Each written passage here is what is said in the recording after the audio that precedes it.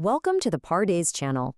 Today, we explain Deuteronomy chapter 4 in a clear and simple way, step by step. Here's a quick look at our roadmap for today.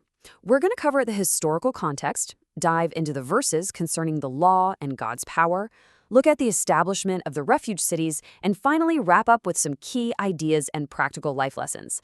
Let's just dive right in. Section 1, Context and Chapter Hook.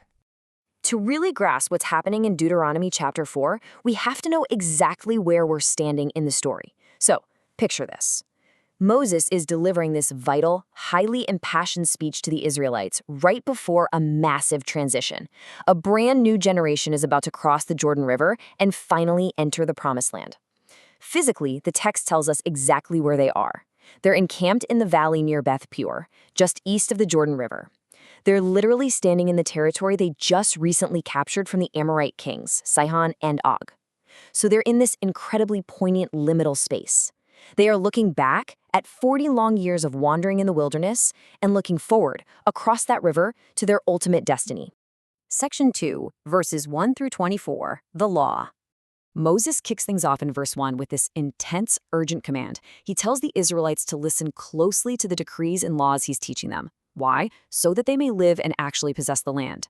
And this brilliantly sets up one of the absolute strictest rules Moses lays down, right there in verse 2. He says, "Do not add to what I command you and do not subtract from it." Think about that for a second. It's the ultimate version control. The goal here is to completely preserve the pure wisdom of the law, ensuring it doesn't get watered down or corrupted over the generations. He explains in the next few verses that keeping these laws exactly as they are will actually demonstrate their wisdom to the surrounding nations. He asks them, what other great nation has a God so near to them or laws so fundamentally righteous? To ground all of this in reality, Moses points to something they actually lived through. In verse 3, he brings up Baal Peor. Now, this was a recent and deeply tragic historical event where many Israelites engaged in idol worship with the people of Moab, and it brought down severe divine punishment. Moses is very explicit here. He points out in verse 4 that those who held fast to God, the ones who didn't fall into that trap, well, they are the very people standing there alive today to hear his speech. It's a stark reminder, right? Actions have very real, direct consequences. To further anchor them, Moses tells them to remember another specific geographic and historical point. He talks about Horeb, which is another name for Mount Sinai. He commands them in verses 9 and 10 to never, ever forget the day they stood at the foot of that mountain. Try to picture that scene. The mountain is blazing with fire all the way up to the heavens, completely shrouded in black clouds and deep, thick darkness. This is the exact spot where they received the 10 Commandments directly from the fire. Moses wants this memory permanently etched into their minds. He strictly commands them in verses 11 through 14 to teach these exact events to their children and their grandchildren so that the memory literally never fades away. So the absolutely crucial point Moses is driving at is found in verses 15 through 19. He sets up this massive contrast.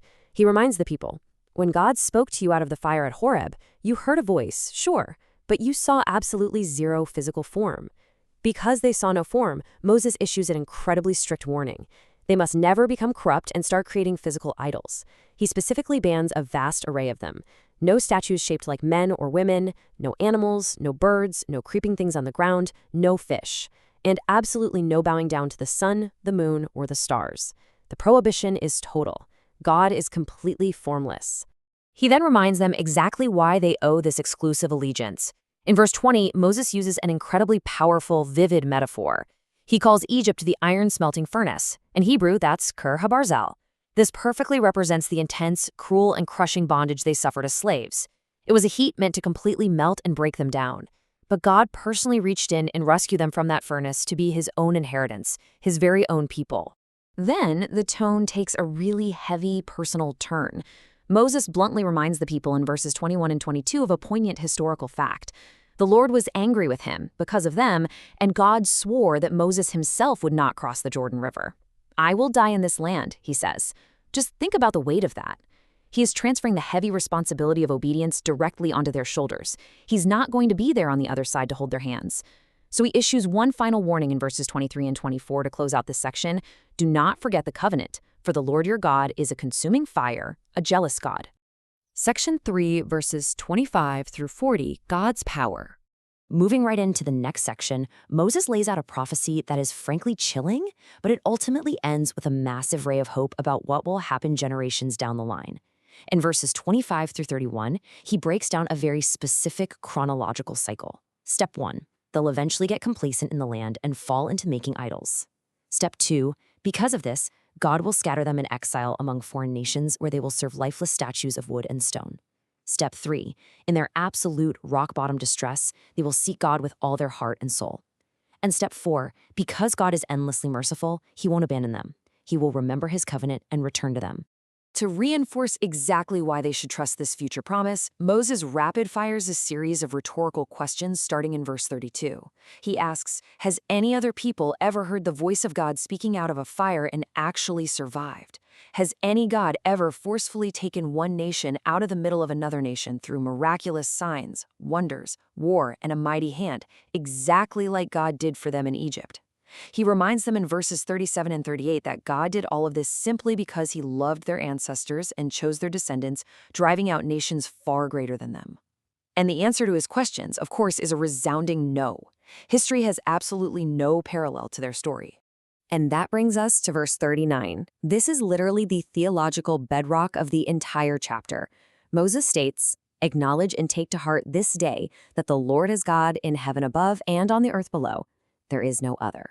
It's just a total, absolute declaration of God's singular power.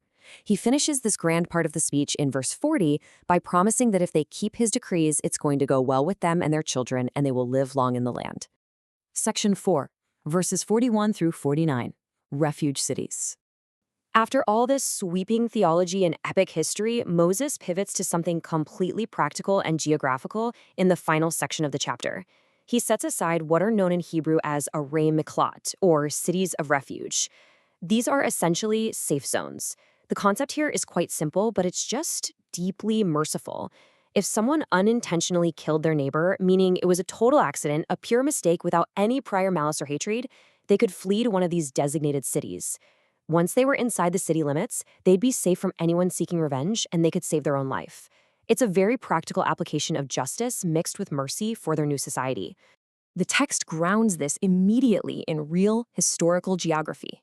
Moses specifically designates 3 cities east of the Jordan River, right in the lands they had just taken. Those 3 cities are Bezer in the desert plateau for the Reubenites, Ramoth in Gilead for the Gadites, and Golan in Bashan for the Manassites. Verses 44 through 49 then neatly conclude the chapter by summarizing that these are the exact laws Moses set before the Israelites in the valley near Beth Peor. It confirms the precise physical implementation of the grand laws he's just been talking about. Section 5, Key Simple Ideas. Okay, let's take a step back from our verse-by-verse historical walkthrough for a second and just synthesize the core symbol concepts we can draw straight from the plain text. First, the law is complete. Moses made it crystal clear. Do not add or subtract a single word. Second, God is entirely formless and utterly unique. There is no visual representation. Third, our actions have very real consequences, which we saw with the punishment at Baal Peor and the strict warning of future exile. And finally, God is endlessly merciful. No matter how far they stray, sincere repentance will always trigger God's compassionate return. Section 6, Practical Life Lessons. It is wonderful to understand ancient history, but how do we bring this text into the present? What's the takeaway? Here is what we can use for our own personal self-improvement today. First, guard the purity of the instructions you're given. Don't try to dilute core truths just to make them more convenient for yourself. Second, actively learn from past mistakes, both your own and those of the generations that came before you. Pay attention to history. And third, and perhaps most importantly, remember that it is never, ever too late to return to God. Sincere repentance is always heard.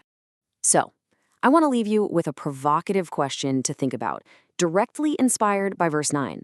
Moses told the people to watch themselves closely so they don't let the things their eyes have seen slip from their hearts. How will you ensure that you don't forget the profound lessons and experiences in your own life? How do you plan to stay faithful to your core values and pass them on safely to the next generation? Thank you for learning with us. If this helped you understand the chapter better, like, subscribe, and join us for the next chapter.